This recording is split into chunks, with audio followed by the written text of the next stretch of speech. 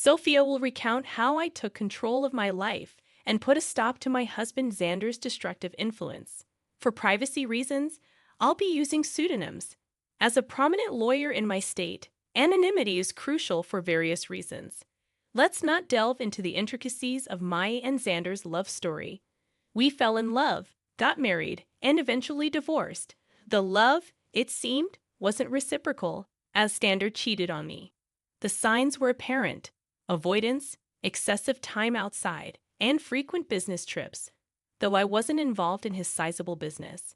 Despite my success as a lawyer, Xander considered me a failure due to earning less than him. One day, during another one of his supposed business trips, I decided to investigate. I discovered a secret Facebook account on his old laptop, confirming my suspicions. He was cheating with a beautiful woman, someone he found more attractive than me, often criticizing my appearance. Heartbroken and angered, I confronted him immediately. "Sandra, are you cheating on me?" "I have proof," I declared. Xander callously responded, "Sophia, you're just not that interesting anymore. You're always engrossed in pointless cases, neglecting me. Besides, you're not a supermodel who can captivate me with looks alone." Confused, I retorted, "What are you talking about, Xander? I have a demanding job, and you knew that when we got married. I haven't neglected you. It's you who stopped coming home and refused to communicate." And that's how I discovered Xander's affair when I finally decided to confront him. I anticipated a degree of remorse from him, but the cold response I received caught me off guard. He shifted all the blame onto me, justifying his cheating, a claim that held no validity. Refusing to be falsely accused, I pointed out the flaws in his accusations. Instead of defending his position, he turned cold once more and nonchalantly revealed that he was relieved I had discovered his affair. In a chilling tone, Xander declared, "Good that you found out, Sophia. I no longer have to hide my beautiful girlfriend. She and I will have a perfect life together after I divorce your useless self. Finally, I will marry someone who's worthy of me and my name." His words hit me like a ton of bricks, sending a cold shiver down my spine. As he spoke of divorce, he not only insulted me but also asserted that I was not good enough for him. Accusing me of being a bad wife, he showed no remorse for his affair and even boasted about how a mistress would make a better spouse. Tears streamed down my face as he demeaned me, proclaiming his affair with pride. This was the man I had loved for over a decade, and his words left me shattered. Through my tears, I asked, "How could you say that, Xander? All these years, I've been beside you through thick and thin, honoring my vows and valuing you above all else." His callous response cut deep, dismissing my worth. "Well, Sophia, it doesn't matter anymore. You're just not right for me. I'm now a proud business owner, and a woman with average looks and a pretentious law degree won't do me any good." Feeling utterly demeaned, I protested. "How could you, Xander? I'm a capable woman, even if I don't fit your narrow definition of beauty. I've been a good wife to you, and now you're contemplating divorce." Correcting me, he stated coldly, "I'm not contemplating divorce, Sophia. I've already decided to divorce you. I'm done. I don't want to be with you anymore. I will file soon and have already hired a great lawyer. You better move out before I come home. I don't want to see your ugly face anymore." A few hours after Xander hung up on me, he sent the divorce papers through a friend who looked at me sympathetically. I numbly accepted the papers, shut the door, and cried miserably, letting the reality of my wasted years with a horrible man sink in. However, I decided I wouldn't let this break me.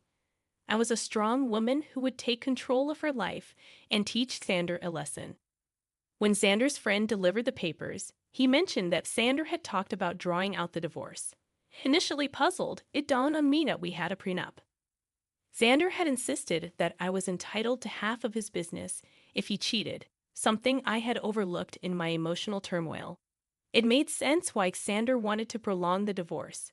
He hoped I would give up my rightful share. Determined not to let go of what was rightfully mine, I immediately called his lawyer and set up an appointment. Within 2 days, I moved out of Xander's house and into my childhood home, which was in my name. I texted Xander that I had already moved my belongings, asserting, "I took my ugly face and body out of your Dan house.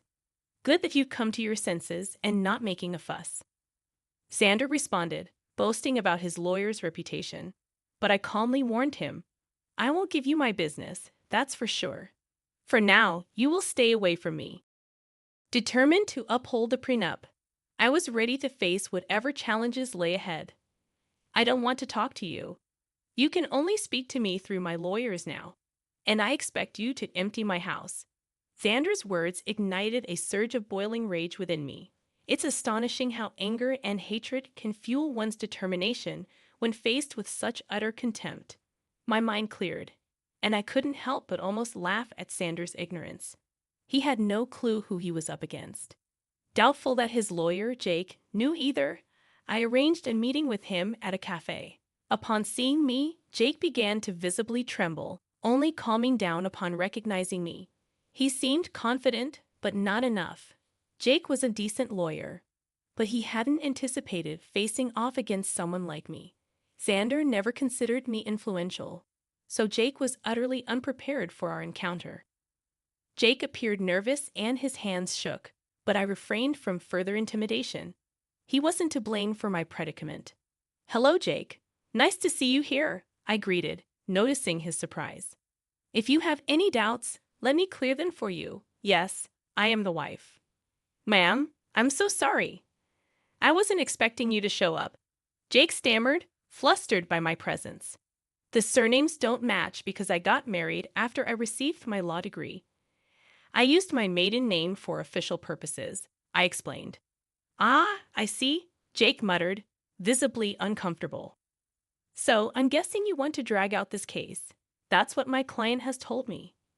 "Your client has been misleading you, Jake. He's the one who wants to prolong this case. Isn't that what he told you?" I confronted him directly, knowing my reputation as a lawyer spoke volumes. Jake squirmed under my scrutiny. Accustomed to asking the right questions, I didn't mince words. "You don't have to answer that, Jake. I've known Xander for over a decade. I married that idiot for God's sake. I know what goes through his thick head." Concerned for Jake's predicament, I decided to enlighten him. "Since I know you, and it's not fair on you, I'll tell you the truth about this divorce." "What do you mean, ma'am?" Jake inquired, clearly taken aback. "Did my dear husband mention to you that he cheated on me?" I asked pointedly, watching Jake's expression for confirmation. His reaction spoke volumes, confirming my suspicions. Once again, Jake was caught off guard by my revelation. I won't lie to you guys. It did sting and hurt my ego to admit to my colleague that I had been cheated on. It's not a pleasant experience. However, I knew better than to betray my emotions. No matter how humiliated I felt, I still had the upper hand, and I was well aware of that. Jay, on the other hand, didn't know. He said, No, I don't think my client has told me about that." But he did warn me that, in his words, you would make some baseless accusations because you want to ruin him. "Oh, you poor thing, Jake. Your client has played you like a fiddle. Although it might make you happy to know that Xander thinks you are one of the best lawyers out there. Well, that's a big compliment, but I will never measure up to you, ma'am," Jake confessed. "I wish he had told me that his wife also practices law. He only told me that you work at a law firm." My husband never really took my accomplishments seriously. He had a habit of undermining my work and influence. It was foolish of me to stay with him this long. However, it was smart of me to sign the prenup to save my butt, I shared. Jake was completely taken aback by the mention of the word prenup. He looked shocked, and the term seemed foreign to him. I didn't need to be a rocket scientist to know that he had been ambushed again. Xander had conveniently forgotten to mention the prenup to Jake, perhaps hoping I had forgotten about it. Well, who knows? It didn't matter. Since the word of the prenup was out there, Jake was frazzled. "There's a prenup in this marriage. Your husband hadn't mentioned that. Do you have any proof, ma'am?" Jake inquired. "Oh, I do have plenty of proof, Jake. I brought the papers along. I had a feeling that Xander would try to get out of dealing with the consequences of his actions. Well, not on my watch. I would really like to see the papers, ma'am. Also, I think I would need to see proof of his affair if you have any. Don't worry, Jake. I brought along everything. Like I said, it isn't me who wants to drag out this divorce. The sooner it happens, the better it is for me. I handed over all the evidence to Jake, from messages to pictures and documents. I had all the proof right in my handbag, casually giving them to Jake, knowing that the case would always go in my favor. Jake studied each and every document thoroughly before signing and looking rather defeated. He then looked at me and said, "I see that you have solid proof of everything, ma'am. I had no idea about all of these things. I figured that out, Jake. Also, I know how difficult it is to work with unreliable clients, especially when the opposite party has an equally strong lawyer for their case." "You're right about that, ma'am. I think that's all I needed to talk about today. I believe I need to have a serious conversation with my client before I decide to proceed with his case. I'm sure someone will contact you soon, although I can't say that it will be me." I could tell what Jake was hinting at but didn't comment on it. I thanked him for his time and proceeded to walk out of the cafe. I went straight to work and started to prepare my own documents for the divorce. All the lingering sadness was gone. Now, there was this rage within me that was driving me to make sure Xander suffered for what he had done, and I knew he had no way out of this mess he had created. It took Xander one day to get back to me. He called me on my number despite telling me not to contact him directly. It was funny but not surprising. I knew he would find himself in this situation. When I answered his call, he sounded very pissed off. "What the hell did you say to my lawyer, Sophia? My, look who's calling after telling me to stay away. Now what happened with your lawyer, Xander? Stop playing around, Sophia. Tell me what you told him that made him quit today. Your lawyer quit today? How sad, Xander. I guess you should have been upfront about your situation and who they would be fighting against. You don't know what you're saying? You are a freaking nobody. I won't let you take away my family business." "Oh, I would like to see you try, Xander. I will hire a better lawyer and doubt you. Just wait and watch. I will destroy you in court. You will come to me begging for mercy." "Well, sounds like a plan, Xander. Good luck with that. But a word of advice from a lawyer. Remember to tell your new lawyer about your affair and the prenup." When I said that, Xander simply hung up on me. It made me chuckle. He was in deep trouble but still didn't know it. He would try every lawyer in town and see if anyone would represent him. I am a known name here, so people knew not to mess with me. Plus, anyone stupid enough to believe his lies would be dragged down to reality when I presented them with my ammo. Xander said that he would make me beg for mercy. I knew that it would be a matter of time before he would come begging at my door. I was right in thinking that Xander would be back, begging at my door. He literally had no other choice. One fine morning, while I was getting ready for work, there was a knock at my door. I was a little confused about who showed up at such an odd time. Imagine my surprise when I opened the door and found my soon-to-be ex-husband, looking forlorn and weary. I invited him in because I didn't want the scene outside my home. I was already dealing with enough. When he came inside, I said, "Make it quick, Xander. I don't have enough time to waste on you. I don't even know why you're here. We were supposed to strictly communicate through lawyers only." "Yeah, about that. I haven't found a good divorce lawyer yet." "Oh, that's sad for you, Xander. You better hurry up because I hear that your mistress has been dying to marry you. I'm not worried about her anymore. Listen, Sophia, we need to talk. You have been sabotaging my lawyer so that they wouldn't take my case. That is very unfair." I immediately laughed when he said that. I couldn't believe that Xander would have the audacity to pin the entire blame on me. This once again showed how little he valued my profession. He thought that just because he was willing to throw money, people would pull at his feet.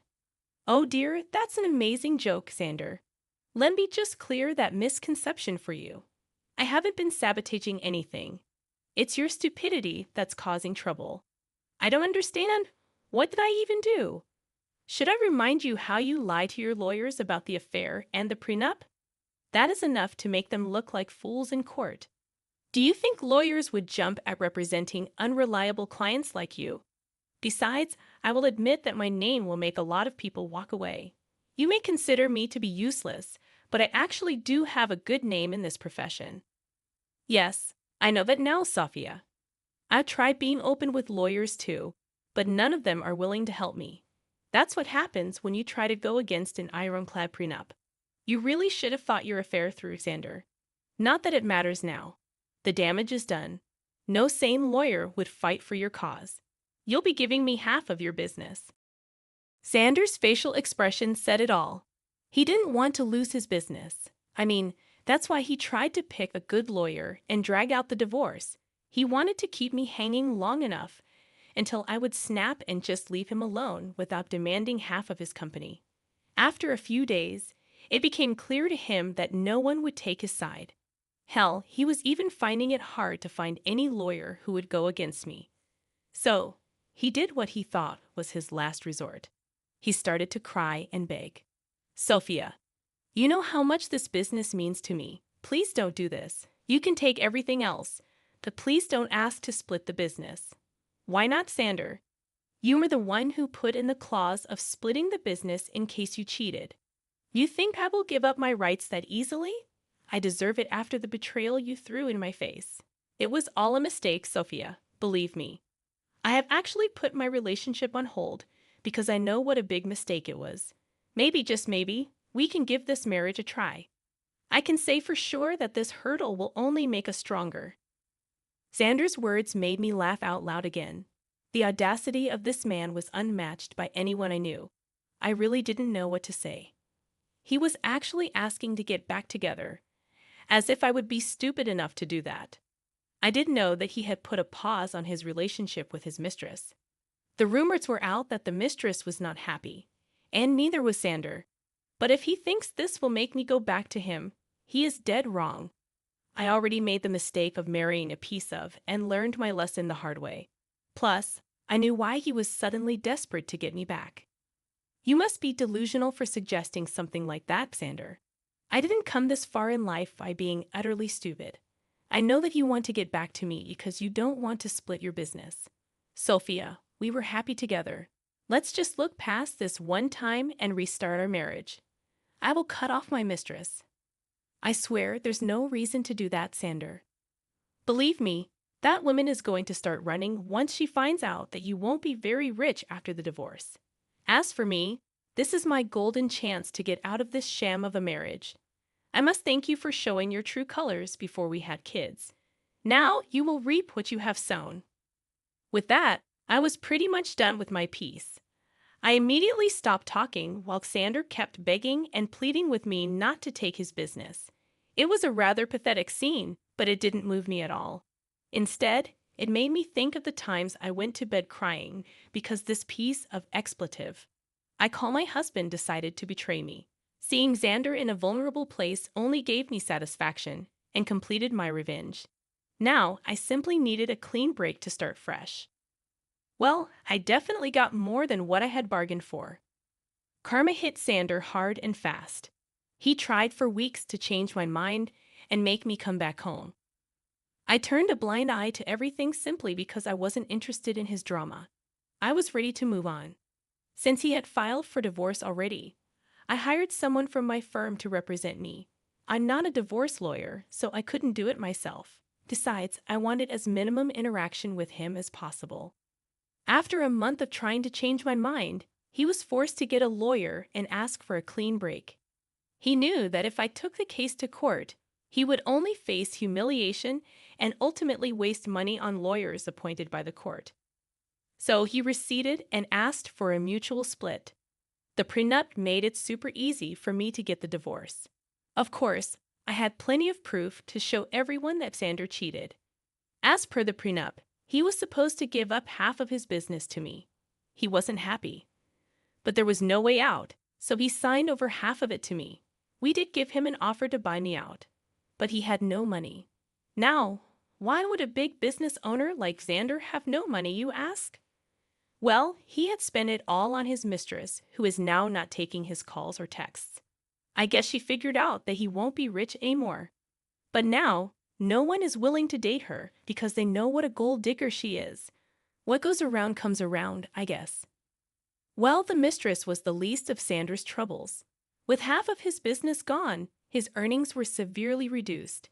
He had to sell his house because he didn't have much money to maintain it or even pay the mortgage properly. He's currently renting a condo that is a serious downgrade from the big mansion he stayed at. He did try to get back with me again in the hopes of regaining full control of his business. Well, safe to say that is never happening.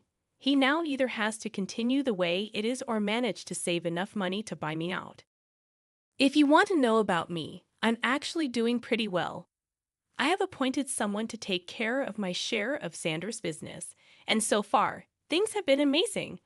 I ended up upgrading my lifestyle by buying a new mansion due to my combined income from law practice and business. Things are going well. I'm living my best life, and I honestly couldn't be happier. All in all, the divorce played out well for me. Instead of getting played by my ex-husband and his mistress, I ended up ruining their lives and bettering mine.